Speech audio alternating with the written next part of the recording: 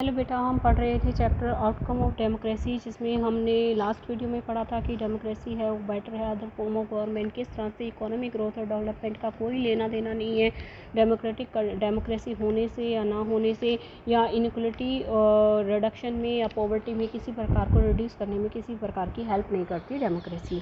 ठीक है, हम एक डेमोक्रेटिक कंट्री में रहते हैं, यहाँ पर पॉवर्टी भी है, यहाँ पर इनइक्वलिटी है, कम नहीं है इनइक्वलिटी, और यहाँ पर हम देखें तो इकोनॉमिक ग्रोथ भी अच्छी नहीं है, डेवलपमेंट भी नहीं है ज़्यादा। तो सारी चीज़ें एक तरफ कर दें और अगर हम उसके पॉजिटिव आउटकम एक तरफ कर दें तो हमें यही लगेगा कि डेमोक्रेसी बेटर है in comparison to their alternative.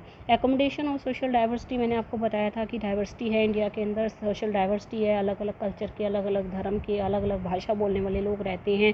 तो क्या होता है, हमने फिर भी एकोमोडेट किया हुआ है क्योंकि डेमोक्रेसी में ये सब एकोमोडेट हो जाता है। Do democracy led to peaceful and harmonious life among citizen? yes, democracy peaceful है, हारमोनियस लाइफ है वो सिटीजन्स को देती है। It will be fair expectation that democracy produce, हम एक्सपेक्टेशन कर सकते हैं डेमोक्रेसी से कि ये हारमोनियस सोशल लाइफ है लोगों को प्रोवाइड करें। We saw in the first chapter, जैसा कि हमने फर्स्ट चैप्टर में देखा था पावर शेयरिंग में, इसी बुक का पहला चैप्टर पावर शेयरिंग, जिसमें हमने देखा था बेल्जियम है successfully negotiate difference among ethnic population.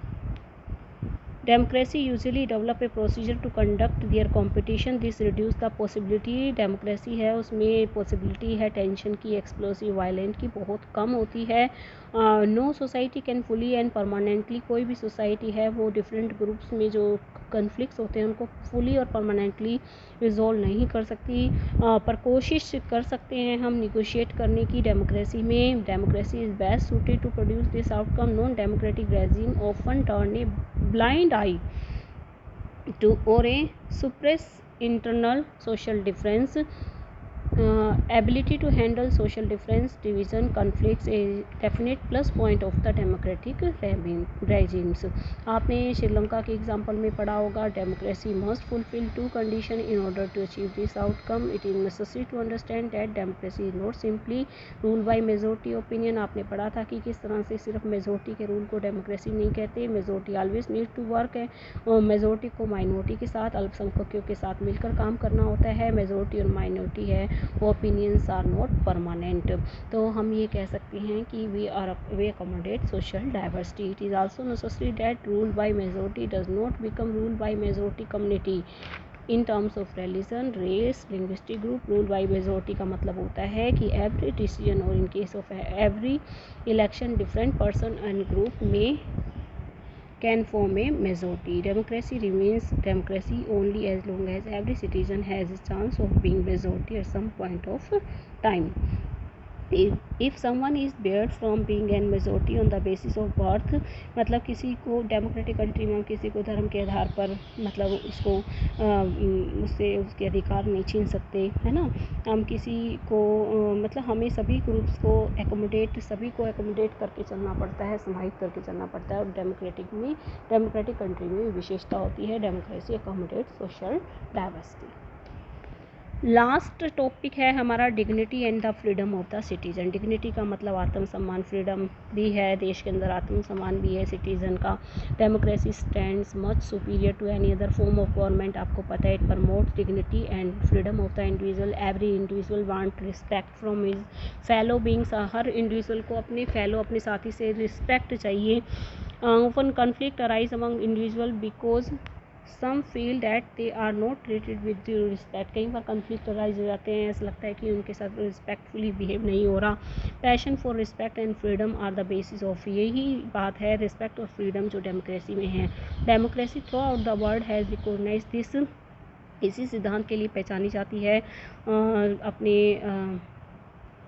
इसी सिद्धांत के लिए पहचानी जाती है। This has been achieved in various degrees in various democracies for society which have been built for long on the basis of subordination and domination. Take the case of dignity of women. यदि हम women की बात करें तो आज की society है वो तो आपको पता है, मोस्ट ऑफ द सोसाइटी है वो मेल डोमिनेटेड सोसाइटी है। वुमेन्स ने बहुत स्ट्रगल किया, आखिरकार वो अपने अधिकारों को पाने में सफल रही है और आज उनके साथ भी बहुत अच्छे से बिहेव होता है। इसका मतलब ये नहीं है, that does not mean that women are actually always treated with respect. But once the principle is recognized, it becomes easier for women to wage a struggle against what is now unacceptable legally and morally. In non-democratic setup, this unacceptability would not have legal basis because of the principle of individual freedom, dignity would not have the legal and moral force there. कहने का मतलब ये है कि women's ने struggle करी, उनको अधिकार मिल गए, तो इसका मतलब ये नहीं कि यहाँ पर वुमेन्स के साथ बहुत रिस्पेक्ट, पर ये अगर मान लो डिसरिस्पेक्ट होती है तो वो कहीं ना कहीं लीगली और मॉरली है वो उसके लिए क्लेम कर सकती है, पर नॉन डेमोक्रेटिक कंट्री में तो वो भी नहीं कर सकती, वहाँ तो सिद्धांत ही नहीं है ऐसा। डेमोक्रेट और ऐसा ही इनइक्वलिटी के पक्ष में है, मान लो किसी के साथ इनइक्वलिटी हो रही है तो वो आवाज़ उठा सकता है चाहे तो, अगर उसको इक्वल स्टेटस नहीं मिला, पर नॉन डेमोक्रेटिक कंट्री में तो आवाज़ नहीं उठा सकता ना, उसकी आवाज़ दबा दी जाती है। Expectation for democracy also function of criteria for judging any democratic country. What is most distinguished about democracy is that its examination never gets over. मतलब सबसे इम्पोर्टेंट बात इसने बताई है, डेमोक्रेसी का जो एग्जामिनेशन है कभी ख़त्म नहीं होता। Democracy pass is one test, यदि डेमोक्रेसी एक टेस्ट में पास हो जाती है तो दूसरा टेस्ट सामने आ जाता है, दूसरे टेस्ट को उसको पास करना पड़ता है। कहने का मतलब एक के बाद एक हर्डल्स आती हैं, उनको पास करना ही पड़ता है। ठीक है, तो इस तरह से हम लास्ट में कुछ खास नहीं है इसमें, मैं इसको आगे रीड नहीं करवाऊँगी। मेन हमारा टॉपिक था डिग्निटी एंड फ्रीडम सिटीजन, यानी कि democracy promote the dignity and the freedom of the citizen. Now chapter ख़त्म हो चुका है, बहुत इजी चैप्टर था। क्वेश्चन क्या बनते हैं, क्वेश्चन बेटा ये बनते हैं, तो आपसे पूछा जा सकता है कि डेमोक्रेसी बेटर फॉर्म है तो क्यों है in compare to their alternative. यदि डेमोक्रेसी अकाउंटेबल है तो इसका मतलब क्या है, रेस्पॉन्सिव है तो इसका मतलब क्या है, लेजिटिमेट है तो इसका मतलब क्या है। फिर अलग से क्वेश्चन आ सकता है कि बताइए democracy accommodate why, how democracy accommodate social diversity, how democracy promote the dignity and freedom of the citizen. बस यही क्वेश्चन इसमें से बनते हैं, तो ये ही है ये कंप्लीट चैप्टर जो कि बहुत ईजी है। ठीक है बेटा, थैंक यू सो मच। अच्छे से चैप्टर देखना, अच्छे से वीडियोज़ देखना प्लीज़।